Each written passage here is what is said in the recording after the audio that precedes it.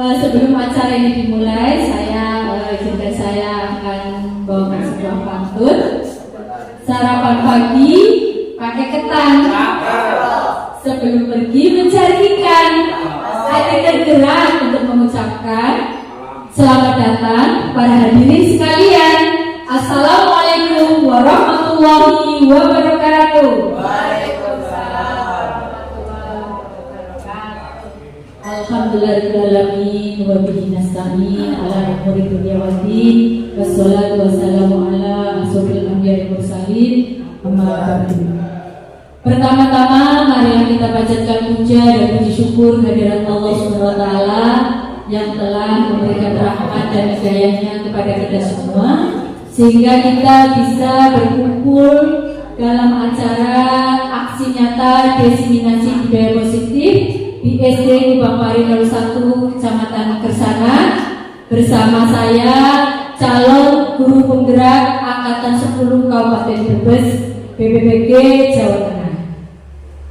Sebelum acara dilanjutkan, izinkan saya untuk menyapa terlebih dahulu kepada yang terhormat Bapak Kartono, Kepala SD Negeri Kubang Pari 1, yang terhormat teman-teman, rekan-rekan sejawat saya dari 2 SD, yaitu SD Kubang Pari 1 dan SD Pende 1 yang berbahagia. Baiklah Bapak dan Ibu, sebelum melanjutkan acara ini, sambutan yang pertama yang akan disampaikan oleh Bapak Kepala Sekolah SD Kubang Pari 1 kepada beliau Bapak Kartono, kami persilakan. Monggo Pak.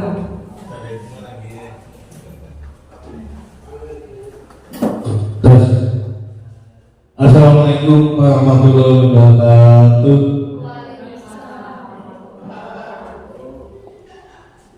Pada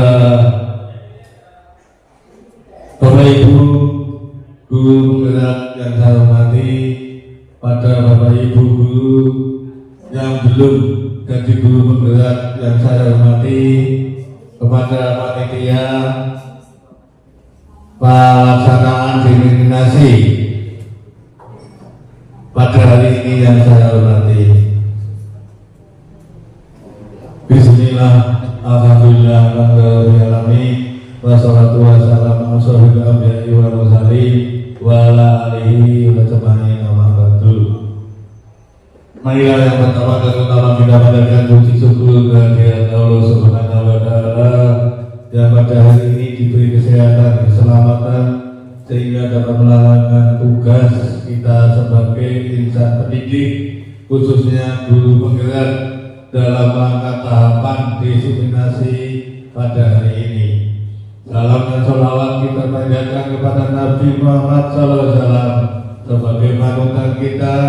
Insya Allah di akhir zaman nanti kita dapat syafaatnya. Amin, amin ya rabbal alamin. Pada Bapak Ibu guru yang saya hormati, khususnya Ibu Sekti Nur ini yang pada ini melaksanakan diseminasi yang pertama, semoga dilaksanakan dengan sungguh-sungguh dalam demi tahap sehingga dapat dipahami, diresapi, bahkan nanti ilmu-ilmu yang telah didapatkan khususnya pada teman-teman guru yang belum menjadi guru penggerak dan khususnya di SD Kubang Pari 01 sehingga dapat meningkatkan prestasi serta kualitas kegiatan belajar mengajar khususnya di SD Kubang Pari 1 dan umumnya di Kecamatan Kersana. Bapak Ibu yang saya hormati, yang kedua, bahwa dalam guru penggerak ini nanti ada bonusnya, yaitu setelah lulus kalau sudah memenuhi persyaratan semua bisa menjadi kepala sekolah. Monggo setelah lulus boleh kalau sudah lengkap data kepala sekolah sebagai bonusnya. Sekarang banyak kepala sekolah yang kosong, apalagi nanti tahun 2026 yang pensiun itu banyak. Angkatannya Pak Dalmiri, Pak Tesno itu banyak yang pensiun. maka ada peluang besar untuk menjadi kepala sekolah. Yang ketiga, kami pesan kepada Bu Seti sebagai guru penggerak, nanti ibaratkanlah ilmu dan hal-hal yang sudah dia ampu atau diambil atau sudah didapatkan dari kegiatan guru penggerak kepada teman-teman guru yang lain yang belum kesempatan menjadi guru penggerak. Dan saya pesan juga kepada yang belum berkesempatan menjadi guru penggerak, yang masih muda, masih semangat, ikutilah jejak-jejak Bapak Ibu guru yang telah mengikuti lulus seleksi guru penggerak. Yang terakhir, semoga dalam pelaksanaan denominasi pada hari ini bisa berjalan lancar sesuai harapan kita semua, sehingga dapat dilaksanakan dengan baik. Demikian, kurang lebihnya mohon maaf. Assalamualaikum warahmatullahi wabarakatuh. Waalaikumsalam warahmatullahi wabarakatuh. Terima kasih kami sampaikan kepada Bapak Kepala Sekolah SD Bangpari 1, Bapak Kartono, yang telah menyampaikan sambutannya dan telah memberikan dukungan yang luar biasa kepada saya dan teman-teman yang belum mengikuti CGP untuk segera mendaftar. Insya Allah lah, diniatkan, semua itu pasti bisa. Yang tadinya awalnya coba-coba, diniatkan yang betul, karena ini manfaatnya sangat luar biasa Bapak Ibu, karena banyak sekali ilmu-ilmu yang akan kita dapatkan di pendidikan guru penggerak ini. Baik Bapak Ibu yang berbahagia, sebelum saya melanjutkan acara tentang pemaparan diseminasi budaya positif di lingkungan sekolah, saya akan adakan ice breathing dulu. Mau ya Bapak Ibu? Nah, untuk menambah semangatnya, masih semangat? Oh, oke. Ya, silakan Bapak dan Ibu berdiri terlebih dahulu, coba. Nah, ayo berdiri Bapak Ibu. Ya, relax, jangan berterus. Nah, nanti ini ada sebuah games. Ya, gamesnya nggak sulit, nggak susah.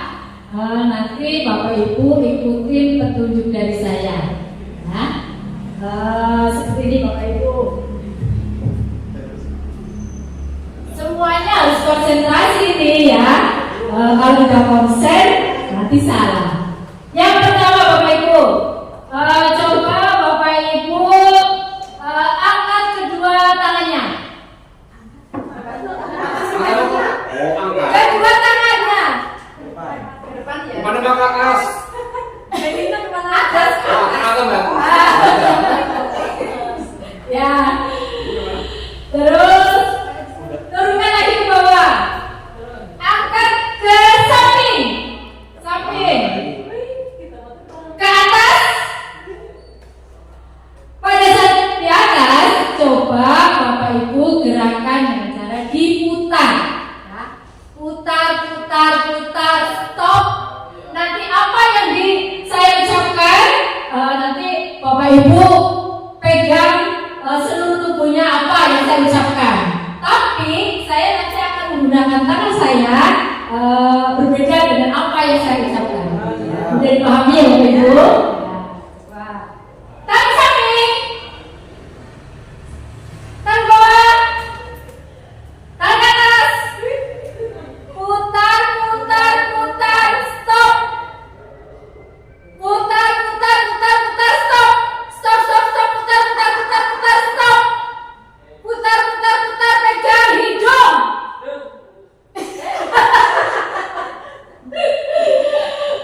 Terima kasih. Coba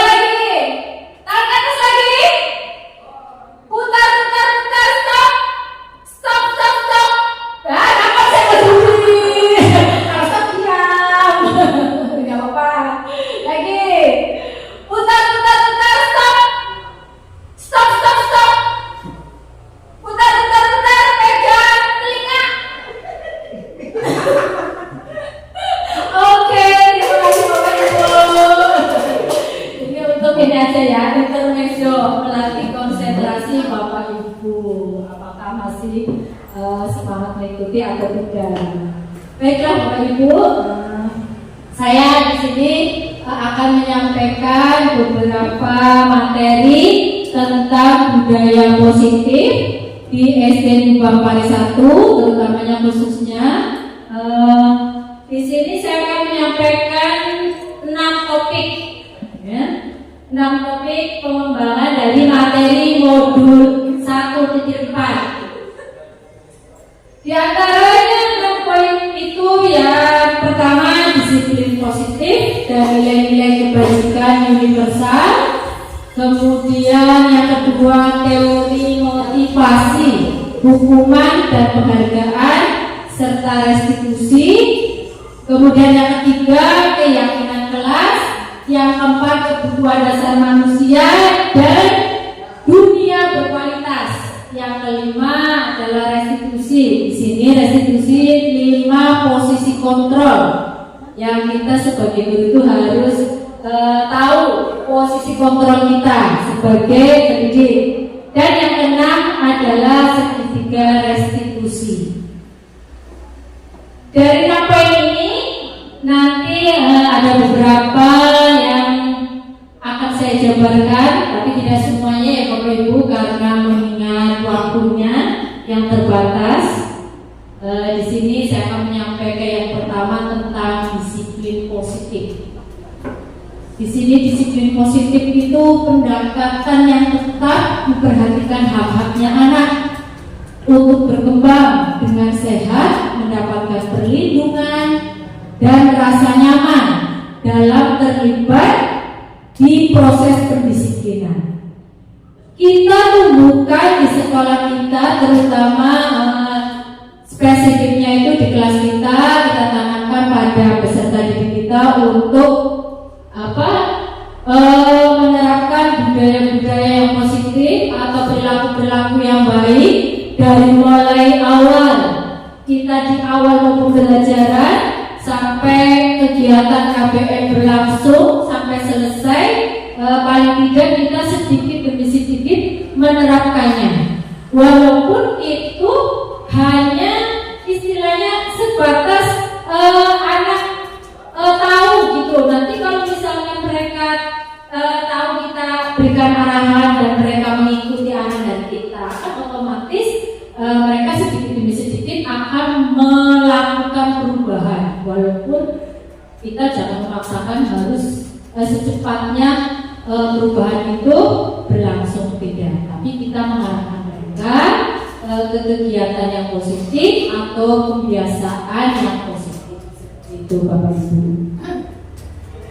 Kemudian di sini dalam disiplin positif sesuai dengan teorinya Dr. William Glasser, yaitu teori kontrol atau teori pilihan. Di antaranya ada 4. Anda tidak bisa mengontrol orang lain karena hanya diri Anda yang bisa mengontrolnya. Nah, itu termasuk dalam teori kontrol. Kemudian semua perilaku memiliki tujuan. Yang ketiga, model berpikir menang-menang, kolaborasi dan konsensus menciptakan pilihan-pilihan baru. Yang keempat, realitas kebutuhan kita yang berbeda. Kita berusaha untuk memahami pandangan orang lain tentang dunia. Setiap orang akan mempunyai gambaran yang berbeda-beda. Di sini yang pertama itu Anda tidak bisa mengontrol orang lain karena hanya diri Anda yang bisa mengontrol. Di sini kan dalam kegiatan kita sehari-hari, kalau misalkan kita menginginkan sesuatu, contohnya kan tidak bisa kita serta-merta memaksakan, ya, atau mengontrol orang lain, istilahnya sesuai dengan keinginan kita, apa yang kita inginkan. Ya, walaupun terhadap teman ataupun terhadap siapapun, apalagi yang kita hadapi peserta didik, mereka tidak bisa secara langsung dikendalikan sama kita, tidak bisa, karena di sini yang bisa mengontrol diri itu hanya diri orang tersebut. Begitupun pada anak. Jadi kita tidak bisa memaksakan. Kemudian semua perilaku itu memiliki tujuan. Memang benar. perilaku-perilaku yang kita lakukan ataupun peserta didik lakukan, mereka punya arahan dan tujuan tersendiri. Sekalipun mereka berbuat salah, mereka kemungkinan punya arahan atau tujuan tersendiri. Kenapa mereka itu melakukan hal tersebut yang sebenarnya itu melanggar aturan yang sudah ada atau sudah disepakati di sekolah. Karena di sini semua perilaku itu punya tujuan tertentu. Kemudian yang ketiga, model berpikir makna, kolaborasi dan konsensus menciptakan pilihan-pilihan baru. Nah, di sini model berpikir menang-menang itu istilahnya punya kelebihan saya seperti ini keinginannya, ingin seperti punya keinginan yang saya itu harus seperti ini. Itu biasanya menang-menang dan harus terciptanya kolaborasi antar satu dengan yang lainnya, ya, serta adanya kesepakatan atau konsensus yang dapat menciptakan pilihan-pilihan baru.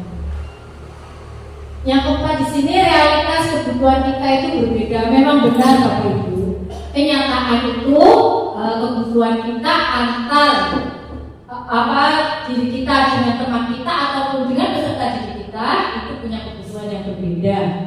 Ya. Kita harus bisa melihat atau bisa memahami pandangan kita, ya, dari perbedaan-perbedaan itu, ya, kita harus bisa menciptakan suasana agar apa yang ada dalam lingkungan sekolah itu bisa tercipta dengan kondusif dan pemikiran atau gambaran yang berbeda. Kemudian di sini dalam teori kontrol juga terdapat makna disiplin, teori motivasi, 5 posisi kontrol dan 5 kebutuhan dasar manusia. Lanjut di sini dari tadi 4 itu berlanjut ke nilai-nilai kebajikan universal. Apa itu nilai-nilai kebajikan universal? Di sini sifat-sifat positif manusia, ya, sifat-sifat positif manusia yang merupakan tujuan yang mulia yang ingin mereka capai dari setiap individu. Nilai-nilai tersebut itu bisa bersifat universal atau umum, karena sifatnya umum, dan nilai-nilai kebajikan itu, ya, dan lintas bahasa, suku bangsa, agama maupun latar belakangnya.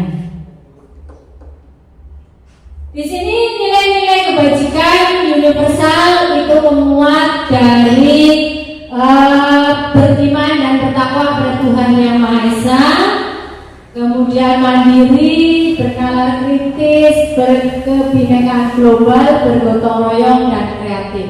Semua ini terdapat dalam profil belajar Pancasila yang memuat dari 6 item nilai-nilai kebijakan universal. Tentunya Bapak Ibu juga sudah memahami tentang apa itu beriman, bertakwa kepada Tuhan Yang Maha Esa. Kita akan menerapkan pada peserta didik kita untuk lebih terarah atau diarahkan ke spiritualnya. Istilahnya kita mengarahkan ke spiritual agar mereka itu punya istilahnya dalam keagamaan itu perilaku yang baik, kemudian etika yang baik, ya, hubungan dengan Tuhan mereka juga laksanakan dengan baik, seperti itu Bapak Ibu. Kemudian item yang kedua, mandiri. Kita tentunya tahu Bapak Ibu, mandiri kita terapkan pada diri siswa, yaitu misalkan kita memberikan tugas-tugas atau pekerjaan kelompok yang setidaknya itu mereka itu mampu untuk mengerjakan dengan dirinya, biar mereka itu bisa mengeksplorasi diri, tidak bergantung pada orang lain. Kita tanamkan seperti itu. Jadi pada diri siswa itu akan menimbulkan sifat tanggung jawab. Mereka itu punya keinginan bahwa saya itu meluangkan ide-ide itu sendiri, ya, kita bebaskan mereka biar mereka berkreasi seperti itu, ya. Ini termasuk dalam mandiri yang nanti juga akan menimbulkan rasa tanggung jawab mereka yang lebih tinggi seperti itu. Kemudian item berkala kritis, mereka juga kita beri kebebasan untuk bereksplorasi seperti tadi yang saya sampaikan pada item mandiri. Di sini eksplorasi anak itu kita jangan menekankan pada anak atau memberikan istilahnya anak ruang yang sempit. Kita memberikan anak itu supaya mereka itu bisa menuangkan ide-ide mereka itu dalam memecahkan masalah, punya istilahnya solusi yang baik sesuai dengan penalarannya mereka. Kita kan terbagi dari beberapa fase, dari kelas 1 sampai kelas 6 itu fase A, B, dan C. Ya, dari fase-fase itu pola pemikiran anak itu berbeda-beda Bapak Ibu. Di sini mereka itu dalam bernalar pun mengungkapkan istilahnya apa yang mereka inginkan itu sesuai dengan nalar mereka, terutama dalam menyelesaikan masalah yang mereka hadapi, terutama dalam keseharian mereka, baik di sekolah maupun di luar sekolah seperti itu. Kemudian yang keempat itu berkebinekaan global. Kita tahu semua bahwa keragaman budaya kita, suku bangsa kita, Indonesia itu sangat beragam ya Bapak Ibu. Kemungkinan Bapak Ibu semua di sini juga banyak menjumpai peserta didik kita yang berbeda agama, suku, bangsa.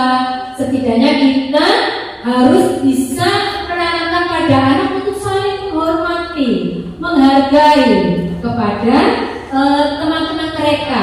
Selain itu kepada warga sekolah semua, ya, yang mereka jumpai di sekolah maupun di luar sekolah.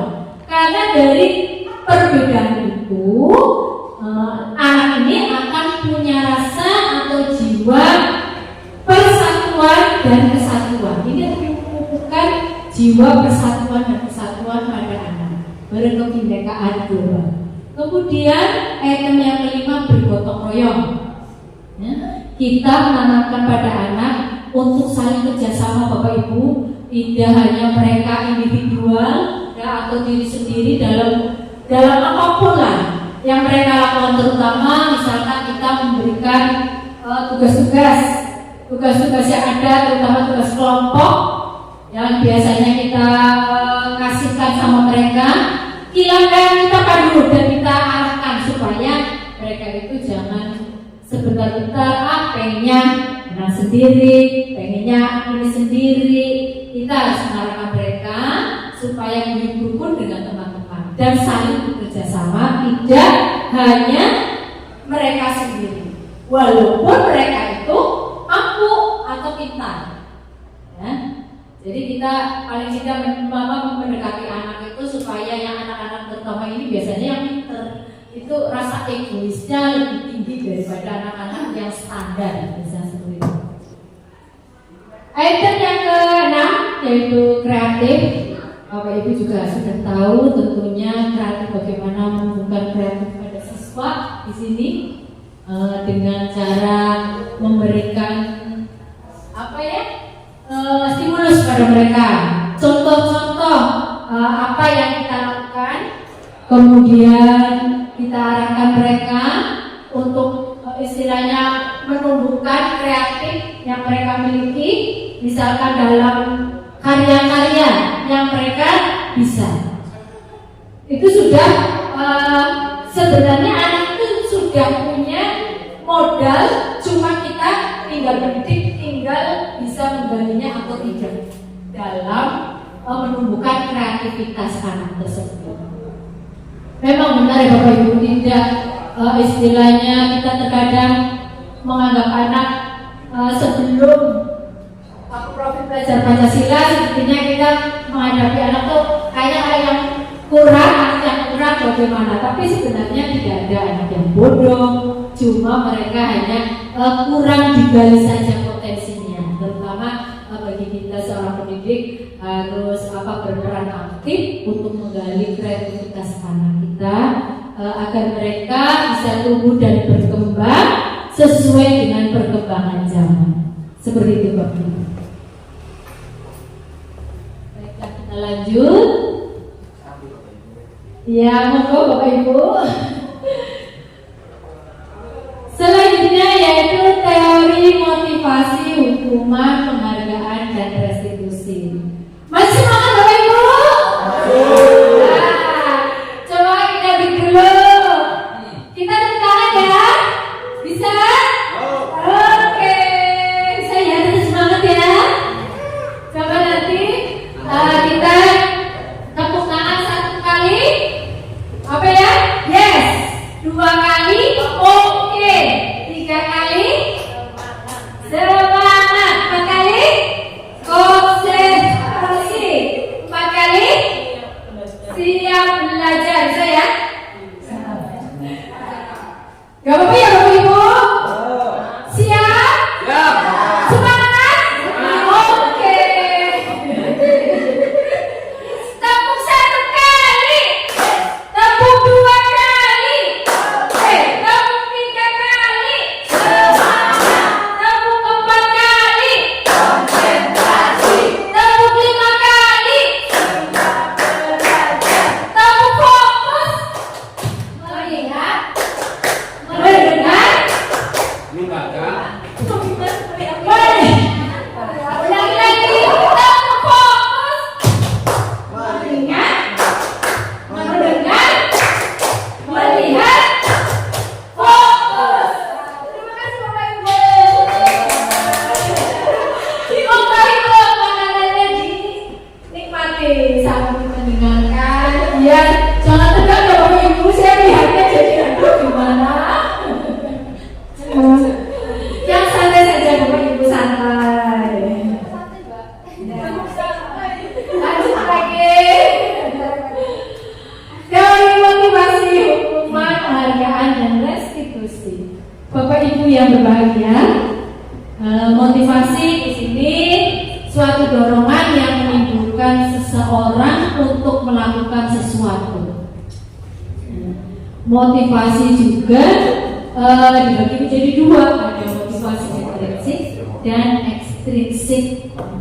Tentunya Bapak Ibu juga punya motivasi tersendiri sebelum jadi guru. Nah, saya mau menanyakan deh, apa motivasi Bapak dan Ibu sebelum jadi guru? Motivasinya apa itu? Ada yang mau menyampaikan? Monggo. Dapat gaji. Oh, ya Pak. Ya Pak. Ya, dapat gaji. Oke, terima kasih Bapak. Dapat gaji. Yang lain? Yang motivasi ingin jadi guru, pengen apa?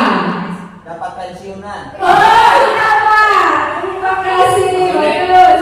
Ya ya Pak, tentunya jadi guru mendapatkan gaji dan dapat pensiun serta dapat fasilitas yang memenuhi dari pemerintah. Ya, WMI mencetak generasi penerus bangsa. Oh ya bagus. Nah, mencetak generasi penerus bangsa yang beriman dan bertakwa kepada Allah. Oke, bagus. Tangan bagi WMI. Ya, terima kasih WMI ya. Itu mungkin tujuan yang utama menjadi guru ya. Ini motivasi intrinsik ya Bu. Dari dalam hati ya Bu, jadi gurunya ya Bu, Bapak. Kalau motivasi intrinsik mungkin dari tadi seperti yang disampaikan oleh Bapak Tony ya Pak. Nah, ekstrinsiknya dapat gaji ya Pak. Dapat fasilitas. Tapi Mudah mencari pasangan. tapi ya dimohon untuk Bapak dan Ibu motivasi kita sebagai guru ya untuk mencerdaskan kehidupan bangsa ya Bapak Ibu, terutama untuk generasi muda kita, anak cucu kita biar nanti ke depannya menjadi generasi penerus yang baik, beriman, bertakwa, berkualitas ya, yang sesuai dengan profil belajar Pancasila. Kemudian hukuman selanjutnya selanjutnya hukuman adalah bentuk konsekuensi atas perilaku siswa yang tidak sesuai dengan aturan yang berlaku. Di sini kita tahu kita biasanya sering menghukum peserta didik kita. Saya mengakui sendiri Bapak Ibu karena saya sebelum mengikuti CGP saya biasanya posisi kontrolnya sebagai penghukum. Karena di sini saya mengakui karena saya orangnya memang keras, disiplin, galak. Ya, jadi memang benar memang posisi kontrol itu sebelum saya CGP ini, aduh, benar-benar ini posisi penghukum saya pegang. Terus posisi teman itu ya saya pegang juga karena biasanya dengan siswa juga saya sering berdiskusi sama mereka, bercanda-canda atau menyampaikan apapun keluh kesahnya mereka kepada saya, biasa seperti itu. Cuma lebih banyaknya ke penghukum, saya terus terang saja. Tapi setelah mempelajari ilmu-ilmu selama berapa bulan ini di CGP, agak sedikit berubah. Walaupun tidak semua, tapi ya saya ingin berubah. Ingin sedikit demi sedikit berubah untuk istilahnya bahwa ilmu yang saya dapatkan sesuai dengan filosofi Ki Hajar Dewantoro harus benar-benar diterapkan. Tapi ya insya Allah walaupun belum semuanya masih dalam tahapan belajar Bapak Ibu. Kemudian penghargaan. Di sini penghargaan adalah bentuk pengakuan atas pencapaian siswa dalam belajar.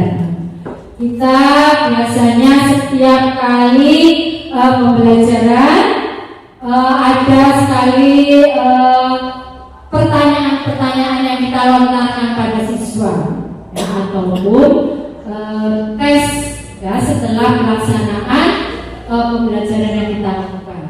Biasanya dalam pembelajaran kalimat-kalimat pematik atau pertanyaan yang kita lemparkan ke anak, biasanya anak menjawab.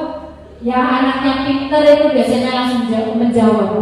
Nah dari situlah kita akan memberikan suatu penghargaan terhadap anak. Penghargaan itu bisa berupa reward, ujian, ataupun mendapatkan nilai langsung, mendapatkan bintang, ya seperti itu Bapak Ibu yang biasanya kita lakukan. Itu bentuk penghargaan bagi peserta didik kita. Kemudian restitusi di sini pembayaran ganti rugi pada korban. Di sini rentetannya dengan hukuman, penghargaan serta restitusi itu sangat berkaitan sekali Bapak Ibu dari ketiganya itu. Ya, di sini restitusi pembayaran ganti rugi pada korban. Ini lebih tingkatannya lebih tinggi lagi, istilahnya lebih halus lagi dalam menangani anak. Misalkan anak melakukan kesalahan, kita biasanya menghukum mereka. Nah dari hukuman itu berarti kan itu tahap yang istilahnya membuat anak itu merasa sedih, jengkel, kadang merasa tersiksa. Itu tahap yang paling bawah itu hukuman. Kemudian kalau misalkan lebih ditingkatkan lagi itu dengan konsekuensi. Ya sebenarnya kalau misalnya dihukum, kalau misalnya ada konsekuensinya, mereka lebih istilahnya tingkatannya tidak terlalu menyakitkan, karena dalam hukuman itu ada sebuah konsekuensi. Lebih itu lagi kan katanya. Dan yang terakhir paling tinggi itu restitusi. Saya juga di sini baru belajar Bapak Ibu tentang restitusi. Taunya ya hukuman aja. Pokoknya dalam setiap itu ya hukuman kayak gitu. Kalau ya siapa? Yang tadi dipaparkan berarti itu yang restitusi kok beda artinya Mbak? Kalau di sini ya kalau Mbak Eti itu restitusi dalam ini Pak kenyataan yang praktek. Kalau Mbak Eti itu dipraktekkan dalam realitas yang sehari-hari seperti itu Pak, dalam penerapan restitusi. Dari rentetan ini, restitusi ini pembayaran ganti rugi pada korban. Jadi misalkan anak itu yang dihukum ya Pak, misalkan ada hukuman buat siswa. Lalu terus mereka itu umpamanya tadi apa ya Baby yang tadi dihasilkan kasus Tidak mengejar PR. nah tidak mengerjakan PR ya Pak. Di sini ganti ruginya termasuk restitusinya Pak. Mereka tidak mengerjakan PR, berarti mereka harus melakukan apa Pak? Misalkan diberikan istilahnya mengganti apa? Yang istilahnya jangan sampai membuat anak itu merasa sakit hati atau merasa tersiksa seperti itu Pak. Jadi ada ganti ruginya dari siswa yang dapat hukuman tadi yang dicontohkan oleh Devi. Oh berarti bukan sih ada pembayaran kan jadi. Oh iya, di sini idenya karena pembayaran ganti rugi. Ya, ini kata-katanya Pak. Ya Pak. Ya, di sini dalam pembayaran ganti rugi di sini dalam pengaplikasian kegiatan belajar mengajar antara hukuman terhadap anak supaya anak itu yang menjadi korban hukuman dari dia itu tidak merasa dia itu tersakiti seperti itu, Bapak. Bisa dipahami? Berarti melihat situasinya ya Mbak ya? Iya, melihat situasi dan kondisinya, Bapak. Jadi kita juga sebagai pendidik harus tahu kondisinya anak bagaimana seperti itu. Jadi melihat latar belakangnya, Pak, jangan langsung asal aja seperti itu. Ini tingkatan yang lebih tingginya itu restitusi untuk penggantian mereka yang melakukan kesalahan. Seperti itu. Bisa dipahami Bapak? Berarti dengan restitusi sama Pak? Oh beda dong Pak. Kalau restitusi itu beda. Restitusi itu kan biasanya beda Bapak itu. Lanjut Bu Guru. Lanjut ya. Iya. Terima kasih. Ya, Bapak ini. Lanjut. Ya, ini lanjut ada teori motivasi perilaku manusia. Jadi lanjutan dari motivasi yang baru sedikit saya sampaikan. Di sini motivasi internal eksternal. Ada sebuah pertanyaan untuk menghindari ketidaknyamanan yang tadi disampaikan oleh Ibu Evi. Saya tampilkan lagi, ya. Itu motivasi biasanya dari eksternal. Ini untuk menghindari ketidaknyamanan atau hukuman. Apa yang terjadi jika saya tidak melakukannya?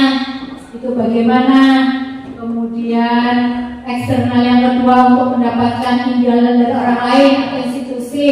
Di sini imbalan dari orang lain karena kita hubungannya dengan peserta didik, otomatis imbalan dari guru. Bisa peserta didik kita dapat imbalan dari guru untuk mendapatkan imbalan dari orang lain di sini dari guru, ya, ataupun kita sebagai guru misalnya terhadap sekolah, misalkan kita termotivasi untuk apa, misalkan motivasi eksternal yang memicu semangat kita untuk berprestasi.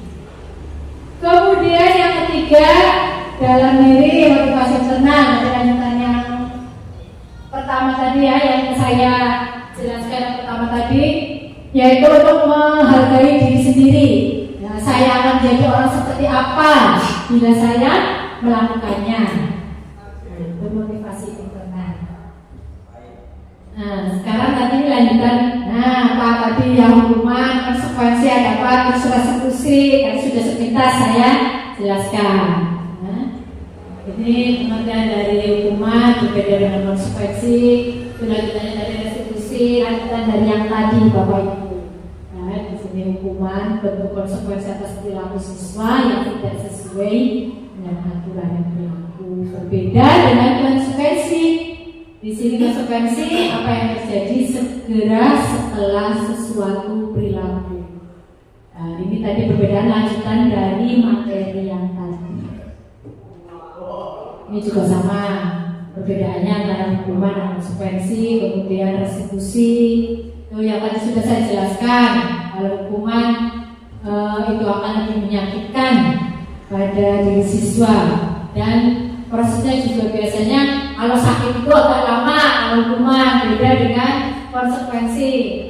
Ya, biasanya kalau konsekuensi jangka waktunya pendek. Misalkan dikasih kata, mereka merasa istilahnya lebih dihargai lagi lah. Kalau hukuman kan otomatis kayak keras gitu loh, keras sekali hukuman. Tapi kalau konsekuensi kita lebih ke pendekatan persuasif terhadap personality atau pribadinya siswa secara perorangan serupa ini. Ini biasanya kalau konsekuensi. Kemudian biasanya juga anak membenci disiplinan, hukuman karena ada paksaan, ya. Kalau konsekuensi, misalnya anak menghargai disiplin, ini adanya stimulus tanggapan juga konsekuensi karena kita melakukan pendekatan terhadap anak sesuai dengan individu atau personality, otomatis anak itu bisa istilahnya menerima tanggapan atau arahan-arahan yang kita berikan seperti itu. Nah, kita lanjut lagi ke keyakinan kelas. Keyakinan kelas itu merupakan sesuatu yang dapat diterapkan di lingkungan kelas tersebut, terutama kelas yang kita aku, Bapak Ibu. Nah, nanti ini juga dari keyakinan kelas itu akan menciptakan kesepakatan kelas yang lebih rinci apa saja yang istilahnya kita sepakati bersama dengan anak-anak, berapa item misalkan anak itu menginginkan di lingkungan kelas seperti ini, mereka nanti akan menuliskan atau menuangkan keinginan mereka sebelum kita melakukan suatu kegiatan belajar mengajar seperti itu. Cuma saya tidak tampilkan untuk kesepakatan kelasnya karena tadi juga sudah disampaikan sama seperti itu. Paling tidak antar kelas sama karena tidak paling beda sedikit ya Bapak Ibu. Mungkin kelas rendah dengan kelas tinggi hanya perbedaannya tipis saja. Tapi semuanya bisa sama, kayak harus tepat waktu datang ke sekolah, tidak boleh terlambat, itu sama semua. Ya. Kemudian mengerjakan tugas, PR, melaksanakan tiket, kebersihan itu sama. Ya. Kesepakatan yang dibuat di kelas masing-masing. Kemudian di sini lingkaran tentang tadi tingkatan dari budaya positif ya Bapak Ibu. Ini yang paling dalam atau paling terbawah itu dari peraturan kelas terlebih dahulu yang dibuat, kemudian meningkat ke keyakinan kelas, lingkungan positif dan budaya positif. Budaya positif di sini sudah mencakup tingkat umum, istilahnya semua istilahnya semua yang kita lakukan dalam sekolah tersebut. Ya, itu menciptakan budaya positif. Di bawahnya lingkungan positif, keyakinan, dan yang paling terakhir keteraturan kelas itu sekupnya dalam kelasnya masing-masing seperti itu. Kemudian ini ada sebuah peraturan dan keyakinan kelas.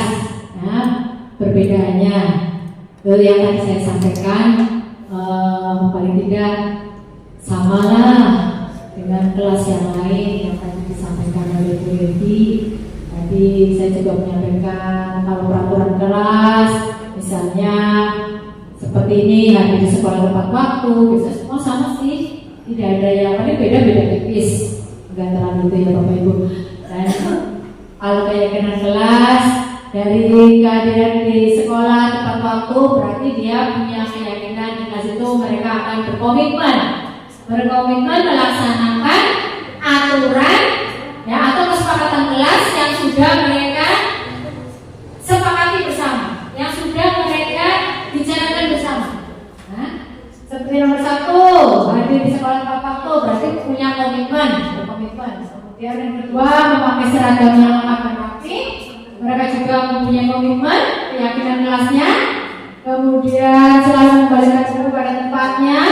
Biasanya juga sering anak-anak kalau pinjam buku acak-acakan, mereka juga akan dilatih dengan rasa yang tanggung jawab ya, pada keyakinan kelas maksudnya. Kemudian dilarang mengganggu orang lain, berarti keyakinan kelasnya mereka harus saling menghormati orang lain ya.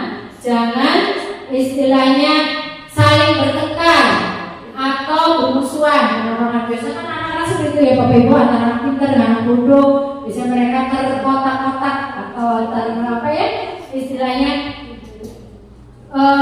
memiliki komunitas atau kelompok sendiri, tapi kita sebagai pendidik harus bisa mengarahkan mereka supaya menyatu, tidak boleh terkotak-kotak. Di sini peraturannya dilarang istilahnya mengganggu orang lain. Untuk itu harus saling menghormati orang lain. Misalkan ada teman yang sedang mengerjakan tugas atau apa, mereka juga tidak boleh mengganggunya. Ya, ini keyakinan kelasnya harus saling menghormati orang lain. Kemudian yang kelima, jangan membuang sampah sembarangan. Semuanya juga pasti setiap kelas ada ya peraturan tersebut. Di sini berarti keyakinannya kalau peraturan kelasnya jangan membuang sampah sembarangan, berarti keyakinan kelasnya untuk meningkatkan kebersihan lingkungan di sini supaya lingkungan kelas maupun lingkungan sekolah akan terlihat bersih, nyaman, asri, seperti itu ya Bapak Ibu. Selanjutnya, kebutuhan dasar manusia dan dunia berkualitas. Kebutuhan dasar manusia merupakan unsur-unsur yang dibutuhkan oleh manusia dalam menjaga keseimbangan baik fisiologis maupun psikologis. Nah, ini kebutuhan dasar manusia. Di sini kebutuhan kebutuhan dasar manusia. Ya, diantaranya bertahan hidup, adanya kasih sayang dan rasa ingin diterima, kemudian kebebasan, kesenangan maupun penguasaan. Semuanya kebutuhan dasar manusia ini dimiliki oleh pribadi manusia itu sendiri ya. Mereka butuh hidup, untuk bertahan hidup, kemudian untuk kasih sayang dan rasa diterima di lingkungan, bebas ya, bebas mereka untuk berekspresi apa yang mereka inginkan, apa yang mereka ingin sampaikan. Ini termasuknya dalam kebutuhan dasar manusia. Kemudian kesenangan, mereka juga punya sifat senang, bahagia, ya, yang mereka ingin istilahnya tuangkan, ya, melalui kehidupan mereka sendiri, ya, kesenangan apa yang ingin mereka lakukan. Kemudian penguasaan, yang kelima, mereka istilah tadi bebas, mereka juga bisa menguasai apa yang mereka inginkan dan mereka capai, seperti itu Bapak Ibu. Terima kasih Pak. Selanjutnya, nah ini langsung ke restitusi. Restitusi atau 5 posisi kontrol, Bapak Ibu, yang tadi sudah saya singgung-singgung. Posisi kita sebagai guru itu pegang kontrol, diantaranya itu sebagai penghukum, kemudian pembuat merasa bersalah, teman, pemantau, dan manajer. Di sini Bapak Ibu pasti sudah melakukan semuanya menurut saya. Cuma hanya karena istilahnya kita itu berbeda-beda, ada yang lebih condongnya ke manajer, kemudian posisi ke teman, ataupun pemantau, penghukum, pembuat merasa bersalah. Antara pendidik yang satu dengan pendidik yang lain itu berbeda. Karena dalam menyampaikan istilahnya mereka pembelajaran di kelas, mereka punya strategi tersendiri, ya, apa yang ingin mereka sampaikan sesuai dengan posisi mereka masing-masing. Di sini posisi 5 kontrol harus dalam restitusi. Nah, di sini Bapak Ibu ada segitiga restitusi yang berkaitan dengan kasusnya anak yang kita tangani. Yang tadi sudah disampaikan oleh Bevi, beliau menyampaikan 2 kasus. Itu juga kita sebagian besar yang mengalami kesamaan, cuma hanya beda sekolah saja. Kasus anak terlambat sekolah juga sama, kemudian mereka tidak mengerjakan PR juga sama, kemudian anak yang istilahnya bandel, nakal seperti itu juga kita sama menghadapinya, cuma kapasitasnya itu berbeda-beda Bapak Ibu. Di sini tadi pengertian segitiga restitusi dulu ya Bapak Ibu. Nah, Bapak Ibu sudah tahu dulu segitiga restitusi itu proses menciptakan kondisi bagi peserta didik untuk memperbaiki kesalahan mereka, ya, sehingga mereka bisa kembali pada kelompok mereka dengan karakter yang kuat dan baik. Dan di sini kita dalam menangani kasus-kasus yang kita hadapi terhadap anak, ya, yang anak lakukan, kita setidaknya kalau sudah mengetahui tentang segitiga restitusi akan lebih enak Bapak Ibu. Nah, nanti kita akan sering-sering belajar tentang segitiga restitusi nanti di waktu-waktu yang senggang, misalnya di acara-acara kegiatan kelompok guru, kita nanti akan berbagi ilmu bagaimana cara menyelesaikan kasus yang kita hadapi di sekolahnya masing-masing dengan menggunakan segitiga restitusi. Nah, di sini dalam menghadapi masalah pada anak ada segitiga restitusi yang akan kita gunakan, yaitu diantaranya pertama adalah menstabilkan identitas Bapak Ibu. Di sini apabila kita menemui kasusnya anak, paling tidak kita panggil anak tersebut, kita ajak mereka berdiskusi, menanyakan ya bahwa mereka melakukan kesalahan yang sudah istilahnya melanggar apa yang menjadi peraturan di sekolah ataupun aturannya di kelas. Kita yang pertama menstabilkan identitas terlebih dahulu Bapak Ibu. Kemudian kita memvalidasi kebutuhan apa sih yang istilahnya mereka butuhkan, ya, dari kesalahan yang mereka lakukan. Apa sih yang sebenarnya mereka butuhkan? Itu termasuknya dalam validasi kebutuhan Bapak Ibu. Selanjutnya nanti kita akan menanyakan keyakinan yang sudah kita buat bersama dalam kelas tersebut ataupun dalam lingkungan sekolah itu. Nanti kita diskusikan bersama dengan peserta didik kita yang sudah membuat istilahnya suatu kesalahan pada dirinya, agar mereka lebih memperhatikan lagi dan bisa memperbaiki ya kesalahan mereka yang mereka lakukan, sehingga bisa menjadi pribadi yang lebih kuat dan lebih berkarakter. Ya. Mereka nanti akan kita tanyakan dengan beberapa pertanyaan. Dan tidak istilahnya di hadapan umum, kita panggil mereka dengan bicara baik-baik dalam satu ruangan ataupun tempat di mana, agar si anak tersebut merasa nyaman terlebih dahulu Bapak Ibu. Jadi mereka itu tidak merasa dihakimi sama kita, tidak. Tapi kita berusaha mengajak mereka yang anak yang bersalah itu merasa diperhatikan sama kita sebagai pendidik, diajak diskusi bareng, menanyakan hal-hal yang membuat mereka itu mau terbuka terhadap kita. Kenapa kamu melakukan kesalahan itu? Nah, tentunya juga semua orang pasti pernah melakukan kesalahan Bapak Ibu. Jadi kita harus berpandai-pandailah dalam mengajak anak berdiskusi dan mereka akan terbuka pada kita.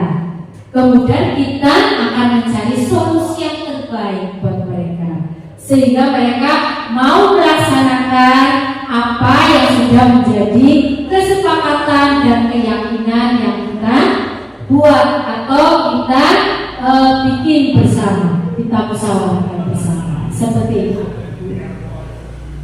Itu sekilas pertanyaan-pertanyaannya, misalkan untuk gitu ya, yang kita hadapi, kasus kita hadapi, misalnya kamu tentunya punya alasan mengapa melakukan itu, pertanyaan-pertanyaan yang kita lontarkan ini hanya contoh saja seperti itu Bapak Ibu yang kita sampaikan pada siswa tersebut. Kamu tentunya punya alasan mengapa kamu melakukan itu, melakukan kesalahan itu, mengapa? Kan mereka otomatis akan menjawab karena saya seperti ini Bu. Kan mereka nanti akan sedikit demi sedikit akan terbuka terhadap kita, kan? Menjelaskan alasannya. Ya. Kemudian adakah cara yang lebih efektif? Sampai sekarang kami berbuat salah, kita jangan menjudge kamu tuh gini, tidak boleh Bapak Ibu, karena itu tidak sesuai dengan filosofi Ki Hajar Dewantara. Ya, jadi sekarang kita memang dituntut untuk menjadi seorang pendidik yang berpihak pada murid Bapak Ibu. Jadi apapun keadaannya murid kita, ya kita harus yang bisa menyesuaikan murid kita seperti itu Bapak Ibu. Jadi tidak boleh memaksakan apa yang menjadi keinginan kita Bapak Ibu. Ya, kita harus mengikuti apa yang menjadi keinginan, bakat atau minat dari murid kita atau peserta didik kita dengan contoh pertanyaan-pertanyaan ini. Ya. Kemudian bisa ditanyakan juga nilai-nilai apa yang sudah disepakati bersama. Kemudian kamu ingin menjadi yang seperti apa? Itu kita bisa bicarakan dengan anak tersebut yang sudah membuat kasus, sehingga mereka itu bisa mengutarakan alasan-alasannya secara terbuka dan kita bisa mencari solusi yang terbaik buat mereka. Seperti itu Bapak Ibu. Dari pemaparan ini awal sampai akhir saya barangkali ada kesalahan atau tutur kata yang kurang berkenan nanti Bapak Ibu, saya mohon maaf yang sebesar-besarnya. Saya cukupkan sekian. Wabillahi taufiq wal hidayah. Wassalamualaikum warahmatullahi wabarakatuh. Salam guru bergerak, bergerak, menggerakkan. Terima kasih Bapak Ibu. Kita ini dengan doa mudah-mudahan apa yang telah kita laksanakan pada kegiatan hari ini mendapatkan keberkahan dan ridho Allah Subhanahu wa taala. Amin. Allahumma shalli wa sallim ala habibina sayyidina Maulana Muhammad sallallahu alaihi wasallam. Alhamdulillahirabbil alamin. Alhamdulillahi wa bihamdihi. Ya Rabbana alhamdulillah wassalama ala nabiyyina wa ala alihi. Allahumma shalli ala sayyidina Muhammadin wa ala ali sayyidina Muhammadin. Rabbana zalamna anfusana wa la taghfir lana tarhamna lanakunanna minal khasirin. Allahumma arzuqna barakatika wa barakatika rabbi yasir wa asir kaya taysir wa asir alayka yasir. Ya Fatihah wa barakatuh alaina barakatin minas sama'i wal ardh. Rabbana atina fid dunya hasanah wa fil akhirati hasanah wa qina adzabannar. Bihamdika subhanaka rabbil izzati amma yasifun. Wassalamu ala mursalin walhamdulillahi rabbil alamin. Al-Fatihah. Iyyaka na'budu wa iyyaka nasta'in ihdinas siratal mustaqim siratal ladzina an'amta 'alaihim. Demikian acara aksi nyata diseminasi budaya positif YSDPD 03 Kawan Guru Penggerak Angkatan 10 Kabupaten Brebes Provinsi Jawa Tengah. Kami ucapkan terima kasih atas kehadirannya. Allahumma ta'ala kami. Assalamualaikum warahmatullahi wabarakatuh.